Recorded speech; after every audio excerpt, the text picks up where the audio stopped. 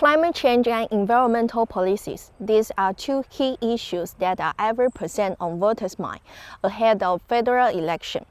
With higher temperature and more extreme weather, Australia urgently needs substantial climate action, regardless of who wins power.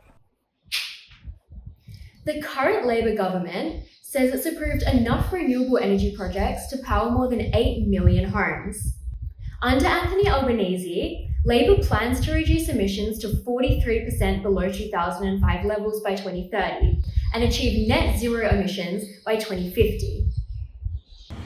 Labor has outlined a 10-year, $22.7 billion investment strategy for a more resilient clean energy economy.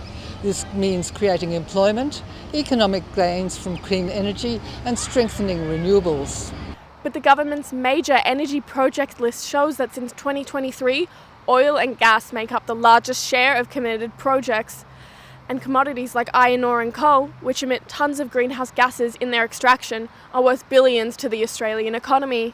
Moreover, Labor has been criticised for not outlining substantive action on energy transition in the 2025-2026 budget. This raises questions about Labor's environmental policies and Australia's commitments to the Paris Agreement.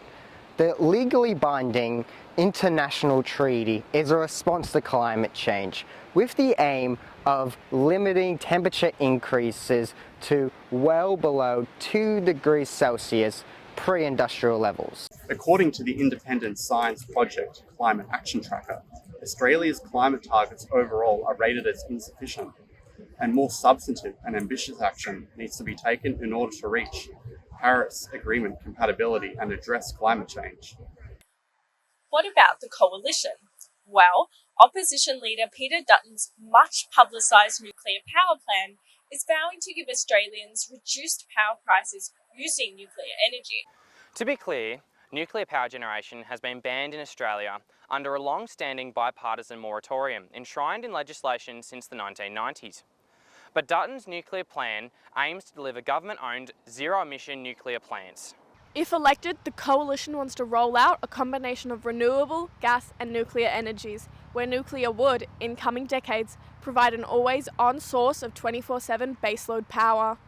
The coalition has identified several potential locations at the sites of former coal plants to potentially become nuclear plants. But this nuclear plan relies on including renewables and gas in order to keep costs down, decarbonise and ensure accessibility. Further, the coalition's nuclear proposal has raised significant concerns about the reliability and costs of nuclear energy, not to mention the impact of nuclear energy production and radioactive waste on the environment.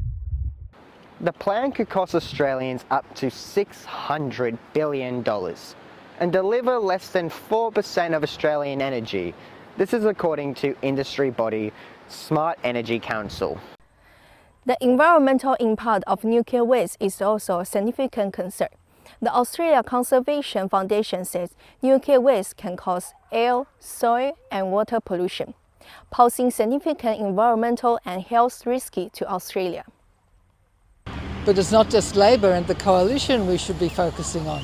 In fact, other parties on the crossbench have been significant in the environmental movement. The Greens, who had a surge of votes in 2022 and are currently the third largest political party in Australia by votes, have ambitious proposals to fast-track Australia's action on climate change. They've called for an end to coal and gas projects as part of a rapid transition to 100% renewables. The Greens also advocate for net zero emissions by 2035, 15 years earlier than Labor's plan of net zero by 2050. They are also firmly against the use of nuclear power and aim to limit natural resource extraction to ensure the well-being of future generations. There was also significant support last election for Teal independents who campaigned on a platform of environmental justice. The group Climate 200 helped to fund independence and 6 new Teal MPs were elected in 2022. One of them, Dr. Monique Ryan, the MP for Kooyong, has called for a 60% reduction in emissions by 2030, a much more ambitious plan than Labor's current 43% target. ACT Senator David Pocock has also promoted a national electrification program to help households reduce energy bills. The shift to other parties advocating for more substantive goals reflects the role that young voters have played in shaping Australian environmental policy. The seats that were won by either the Greens or Teal Independents in the 2022 election had the greatest proportion of voters under 30, underlining the impact that young voters are having in electing candidates that put climate change at the top of their agenda. This is due to the fact that young people stand to bear the greatest impacts from climate change.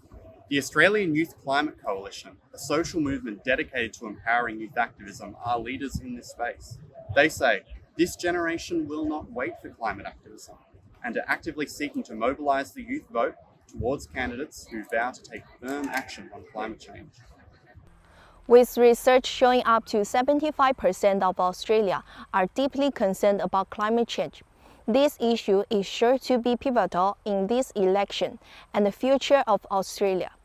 Michelle Yu, MOJO News.